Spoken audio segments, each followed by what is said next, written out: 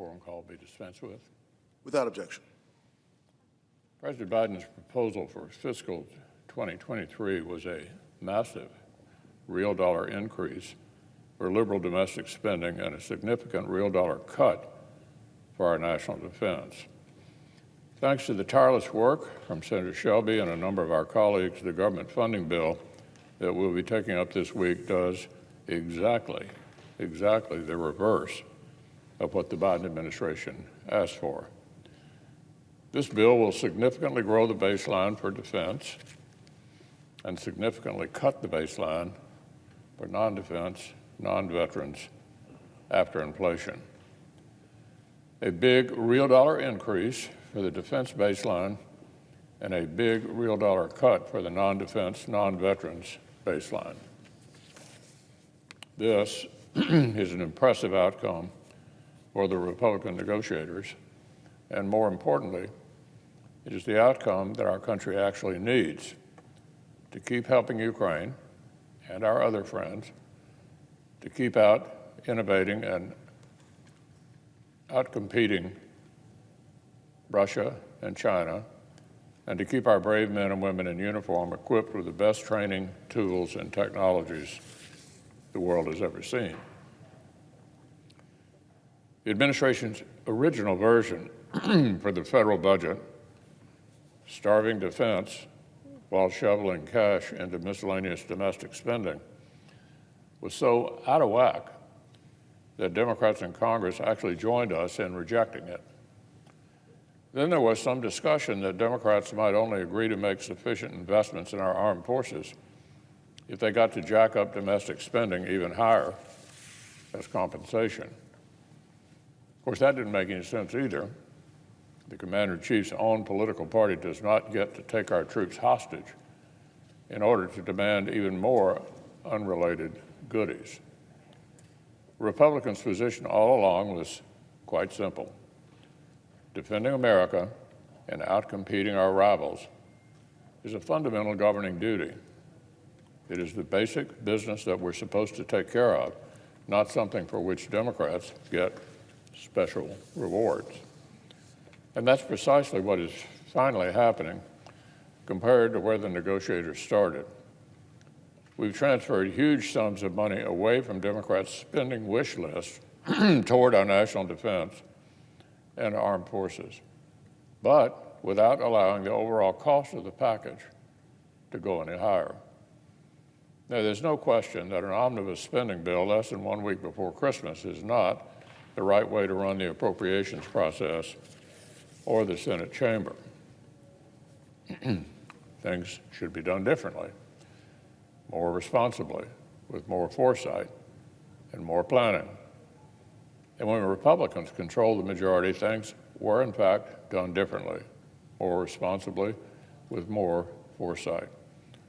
When Republicans last controlled both chambers, we worked to conduct a more normal appropriations process. The subcommittees were more empowered to do their work.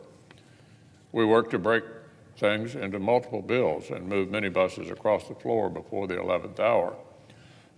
Instead, as Republicans spent this whole year calling on the Democratic leader to prioritize his basic responsibilities like government funding and the NDAA, this majority spent literally month after month chasing shiny objects while procrastinating on core duties. So I share many of my colleagues' dissatisfaction with the dysfunction Democrat-run process that brought us here. But unfortunately, as we stand here today, going back in time and forcing Democrats to spend the last 11 months running the Senate more responsibly is certainly not an option. From where we stand today, there are literally two options before us.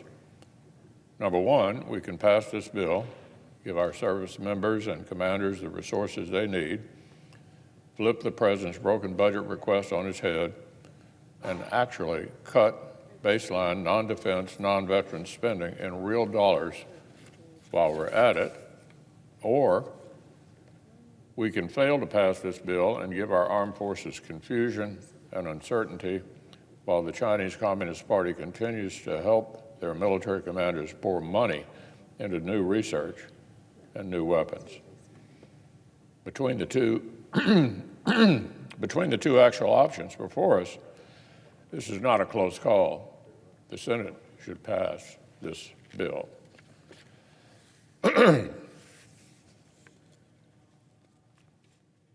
Now, on a related matter, last week the Senate passed the National Defense Authorization Act, a landmark step forward for our armed forces.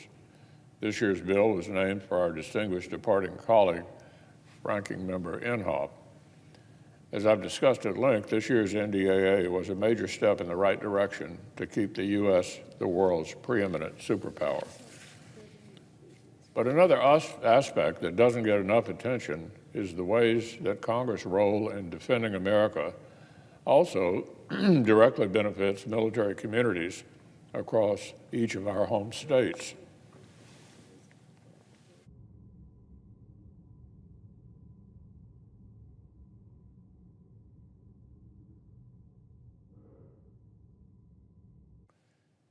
My home state of Kentucky is home to major Army installations like Fort Campbell and Fort Knox, the Kentucky Air and Army National Guard, and indispensable pillars of America's defense industrial base. This year's NDAA provides record resources for those Kentuckians who support and serve in our armed forces. Of special note in this year's bill is its full funding of the chemical demilitarization pilot program at the Bluegrass Army Depot in Richmond, Kentucky. If all goes according to plan, the depot could wrap up its chemical weapon destruction mission by next year. That will be a landmark milestone in Kentucky history. When I took office, many of America's most potent chemical munitions were languishing at the Richmond facility. Community activists were understandably concerned about the dangerous weapons in their backyard and asked me to help coordinate the massive effort needed to get rid of them. Working with these local leaders, I've spent the past 4 decades securing federal funding for the chemical munitions destruction mission. And now the end of that project is within sight. This year's NDAA also authorizes a feasibility study to help local authorities plan for the future of the depot after the chemical weapon destruction mission wraps up. That study will identify opportunities to enhance Richmond's role as a defense logistics node and identify new missions for its world-class facilities once chemical weapons are gone. And that's just one of the many important initiatives this year's NDAA will support in the Commonwealth. Kentucky service members and military installations stand ready to protect America from its enemies.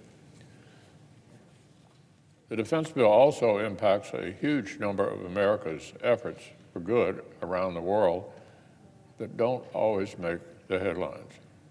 For example, I'm glad this NDAA makes headway on behalf of the people of Burma and the decades-long struggle for democracy in that country, which I've been proud to support throughout my career. Since Burma's military junta launched a coup in early 2021, the country has plunged deeper into catastrophe. More than 1 million people displaced, sham trials and summary executions, the extrajudicial torture and murder of many more, indiscriminate shelling and airstrikes against ethnic villages. Burma's former leader and my good friend Daw Aung San Suu Kyi is reportedly being held in solitary confinement following a sham trial at the hands of her deposers. And in the absence of strong international condemnation, the junta is literally getting away with murder. When Secretary Blinken visited Southeast Asia this summer, I called for less talk and more action. People of Burma don't have the luxury of waiting around for American assistance. Now, with the passage of the Burma Act as part of this year's NDAA, Congress is stepping up where the administration has dithered. This landmark bill mandates sharp sanctions against senior Tatmadaw officials and the state-owned businesses that keep their coffers full. It compels the administration to make decisions about whether and how to unravel the junta's lucrative grip on Burma's energy sector. It codifies U.S. support for organizations that actually represent Burma's people and authorizes new engagement with ethnic organizations that are defending the people against the brutal hand of the Tatmadaw, as well as new non-lethal and humanitarian assistance for society organizations. It directs the President to improve coordination with America's allies and partners to increase pressure on Burma's illegitimate leaders and direct support for the people. But Congress can only do so much through the legislative process. The ball is now in the Biden administration's court, and time is ticking away. Russia and other bad actors are actively courting the junta. The ongoing humanitarian disaster in Burma is already spilling over into neighboring countries. Congress has given President Biden the tools to institute sweeping sanctions against our adversaries and generous aids for our friends. It's now up to the President to use them.